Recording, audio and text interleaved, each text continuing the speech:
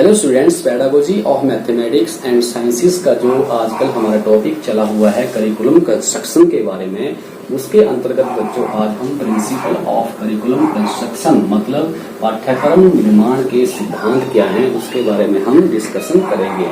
तो बच्चों जो यहाँ पर हमने मेंशन प्रिंसिपल किए हुए हैं, these are the basic principle for the curriculum construction, मतलब ये क्या है, आधारभूत सिद्धांत हैं किसी भी पाठ्यक्रम के निर्माण के।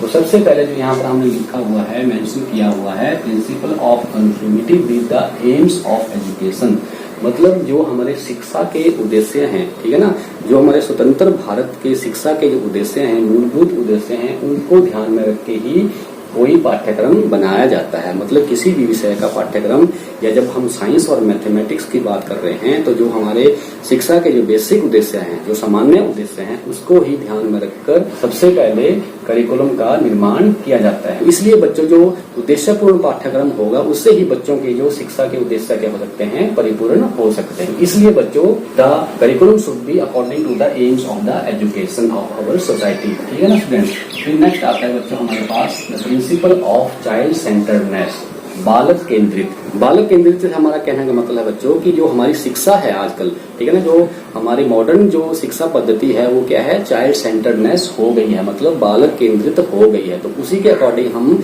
अपने पाठ्यक्रम का निर्माण करते हैं। मतलब कहने का है जो पाठ्यक्रम होगा, जो करिकुलम होगा, वो बालक की आवश्यकताओं को, ठीक है ना, उनकी कैपेबिलिटीज को, उनकी एज लिमिट को, उनके पैटर्न ऑफ बिहेवियर को ध्यान में रखकर ही बनाया जाता है। जैसे कि फॉर एग्जांपल हम कक्षा 5 के जो विषय वस्तु है उसको कक्षा 3 पर नहीं लगा सकते, मतलब उसका एक डेफिनेट एज लिमिट होती है, हम उसी एज पर उस विषय वस्तु को पढ़ा सकते हैं। तो इसलिए हम कह सकते हैं कि it should be child centredness in nature, मतलब कि करिकुलम हमेशा छात्र के लिए होना चाहिए, ना कि छात्र करिकुलम के लिए होना चाहिए, ठीक है ना।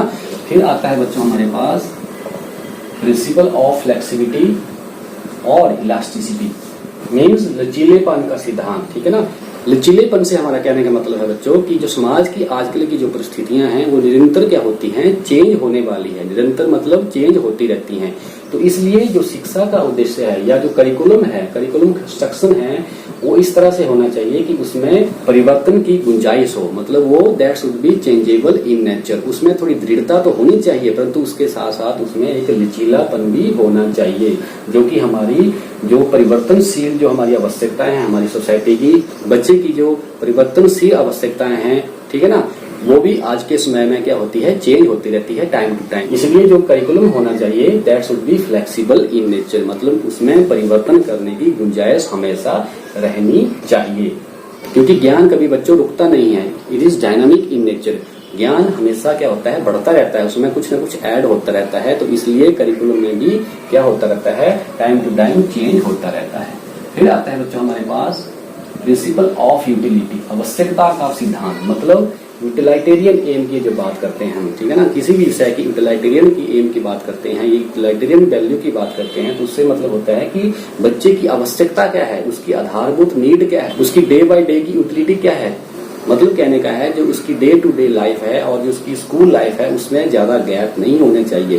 स्कूल में जो पाठ्यक्रम जो होना चाहिए, जो विषय वस्तु होनी चाहिए, वो इस तरह की होनी चाहिए जिसका वो अपने दैनिक जीवन में अच्छी तरह से उपयोग कर पाए, बड़े ही सहज तरीके से अपने दैनिक जीवन के पूरे क्रियाकलाप करने में उसका यूज कर सके। जैसे कि हम साइंस और मैथ की बात करते हैं तो it is highly utilized in day to day life, ठीक है ना। एक्टिविटीज करने में, सारी की सारी एक्टिविटीज परफॉर्म करने में साइंस और मैथमेटिक्स की नॉलेज क्या है, बहुत ही महत्वपूर्ण यूज की जाती है। तो मतलब कहने का है कि पाठ्यक्रम में ऐसे ऐसे कॉन्सेप्ट होने चाहिए ताकि वो अपने दैनिक जीवन में उसको लेके जाए। फिर आता है बच्चों हमारे पास principle of community centredness. Community centredness से हमारा कहने मतलब है समाज से संबंधित होना चाहिए। जिस समाज में बच्चा रहता है, जिस कम्युनिटी में बच्चा रहता है, उसकी आवश्यकताओं, उसकी नीड को ध्यान में रखकर ही पाठ्यक्रम का निर्माण किया जाना चाहिए। क्योंकि देखा भी हुआ बच्चों कि आपने जगह जगह की कम्युनिटी की जो नीड होती है, आवश्यकताएं होती हैं, वो अलग अलग होती हैं। तो इसलिए उसकी कम्युनिटी की, उसके समाज की आवश्यकताओं का ध्यान रखना चाहिए और उसके अकॉर्डिंग ही पाठ्यक्रम का निर्माण किया जाना चाहिए। फॉर एग्जाम्पल रूरल और अर्बन बच्चे की नीड क्या होती है या कम्युनिटी की आवश्यकताएं होती हैं कि अलग अलग होती हैं, तो हम क्या कर सकते हैं, उनके लिए डिफरेंट करिकुलम भी प्रोवाइड करवा सकते हैं अकॉर्डिंग टू देयर कम्युनिटी। फिर आता है बच्चों हमारे पास next principle of development and conservation of cultural social values. मतलब कहने का है बच्चों की साइंस एंड मैथ क्या है, इसको हम मिरर ऑफ सिविलाइजेशन भी कह देते हैं। जैसे जैसे मतलब साइंस और मैथ की डेवलपमेंट हुई है, वैसे वैसे हमारी कल्चर, हमारी सोशोलॉजिकल वैल्यूज या मतलब हमारे रहन सहन का ढंग, ठीक है ना, ये हमारे सांस्कृतिक मूल्यों का क्या हुआ है, परिवर्तन हुआ है। तो मतलब कहने का है जो साइंस और मैथ की जो नॉलेज है that should be used to develop and conserve the culture and sociological values. जो हमारी सांस्कृतिक, जो हमारी सभ्यता से रिलेटेड वैल्यूज हैं, मूल्य हैं, उनको कंजर्व रखना है हमने और उनको परिवर्तनशील भी रखना है ताकि उसको हम आगे लेके जाए, कंजर्व करके उनको आगे लेके भी जाना है। तो ये क्या है, इसका बेसिक प्रिंसिपल है करिकुलम कंस्ट्रक्शन का, साइंस एंड मैथ का, कि cultural value should be conserve and develop.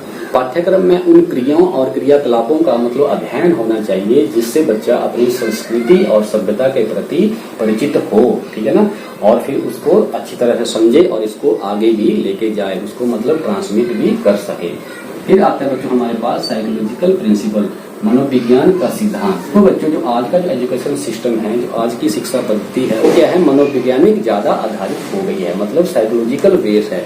बच्चे के मनोविज्ञान को ध्यान में रखकर ही सारी की सारी एजुकेशन सिस्टम बनाया गया है। तो करिकुलम कंस्ट्रक्शन की जब हम बात करते हैं तो बालक की मनोवैज्ञानिक आवश्यकताओं को ध्यान में रखकर ही करिकुलम को बनाया जाना चाहिए। पाठ्यक्रम की विषय वस्तु ऐसी होनी चाहिए ताकि वह बच्चे की आवश्यकताओं, उसकी आयु का स्तर क्या है, उसकी बौद्धिक स्तर क्या है और उसकी रुचि और अभिवृत्तियां क्या है, उनको ध्यान में रखकर ही, उनकी साइकोलॉजिकल नीड्स को ध्यान में रखकर ही बनाया जाना चाहिए। ये कहने का मतलब है यहाँ पर। फिर आता है बच्चों next principle of activity centredness, क्रियाशीलता का सिद्धांत। मतलब साइंस और मैथ ऐसा सब्जेक्ट है जिसमें बच्चा ज्यादा क्रियाशील रहता है। तो इन विषयों की विषय वस्तु ऐसी होनी चाहिए कि उसमें बच्चे को ज्यादा से ज्यादा एक्टिविटी करने का मौका मिले, मतलब एक्टिविटी सेंटर्डनेस यहाँ पर होनी चाहिए। ऐसे ऐसे प्रैक्टिकल होने चाहिए, ऐसे ऐसे प्रोजेक्ट पर यहाँ पर मेंशन किए जाने चाहिए कि ज्यादा से ज्यादा बच्चा क्या हो जाए, एक्टिव हो जाए। क्योंकि स्टूडेंट्स आपने देखा भी होगा कि जो बच्चे होते हैं ज्यादा एक्टिव होते हैं इन नेचर, मतलब वो ज्यादा क्रियाशील रहना पसंद करते हैं। They are more active than passive, ठीक है ना स्टूडेंट। तो करिकुलम हमारा ऐसा होना चाहिए कि वो एक्टिविटी बेस्ड हो, उसमें ऐसे क्रियाकलाप या ऐसे प्रयोगशाला या ऐसे लैबोरेटरिकल मेथड हमें यूज करने चाहिए, बच्चा ज्यादा से ज्यादा उसमें क्रियाशीलता से भाग ले सके सारे के सारे काम करने में, ठीक है ना बच्चों। फिर आता है स्टूडेंट्स हमारे पास principle of correlation with other school subject. ये भी बहुत इंपॉर्टेंट एक प्रिंसिपल है, सिद्धांत है। इसका कहने का मतलब है कि जो अन्य विषय होते हैं, स्कूल सब्जेक्ट होते हैं, उनके साथ सहसंबंध का सिद्धांत, कोरिलेशन का सिद्धांत मीन्स की knowledge should be related to one subject to the another subject. जब तक हम संप्रत्यों का, ठीक है ना, संबंध नहीं करेंगे, एक सब्जेक्ट से दूसरे सब्जेक्ट के साथ संबंध नहीं रखेंगे, तब तक हम ज्ञान को क्या कर सकते हैं, उसको अच्छी तरह से उसका यूटिलाइज, उसका प्रयोग नहीं कर सकते। तो knowledge should be transmitted from one subject to the another subject. जैसे कि हम साइंस और मैथ की बात करते हैं तो इनकी जो कॉन्सेप्ट होते हैं, इनकी जो नॉलेज होती है दैट इज हाईली ट्रांसमिटेड, ठीक है ना, highly correlated with the all over the subject. तो मतलब कहने का है कि जो पाठ्यक्रम का जो निर्माण करना है हमने, कुछ इस तरह से करना है कि सारे के सारे विषयों की नॉलेज एक दूसरे से क्या हो सके, कोरिलेट हो सके, इंटरलेट हो सके, ताकि बच्चे एक विषय का ज्ञान दूसरे विषय में उसको प्राप्त करने में आसानी हो। फिर आते हैं बच्चों हमारे पास principle of fulfilment of higher education needs. जो हायर एजुकेशन की जो आवश्यकताएं होती हैं उनको ध्यान में रख के ही पाठ्यक्रम का निर्माण किया जाना चाहिए। कहने का मतलब क्या है कि जो एक कक्षा की जो नॉलेज है वो दूसरी कक्षा के लिए क्या होती है, आधार बनाती है। मतलब एक कक्षा की नॉलेज क्या होती है, दूसरे कक्षा के लिए उपयोगी होती है। तो इस तरह से हमें करिकुलम कंस्ट्रक्शन करना चाहिए कि एक कक्षा की नॉलेज दूसरी कक्षा में बहुत ही आसानी से उसको हम यूटिलाइज कर सके और जो हायर एजुकेशन की नीड्स हैं उसको फुलफिल कर सके। बच्चे को हायर एजुकेशन या जो मतलब आने वाली क्लासेस का जो नॉलेज है वो थोड़ी बहुत उसकी इंट्रोडक्टरी नॉलेज उसको दे देनी चाहिए क्लासेस में ही, ताकि जो आने वाला जो विषय है, आने वाले जो एजुकेशन है, जो हायर एजुकेशन है, वो आसानी से उसको ग्रहण कर सके। तो स्टूडेंट्स ये थे basic principle of curriculum construction. Okay, thank you.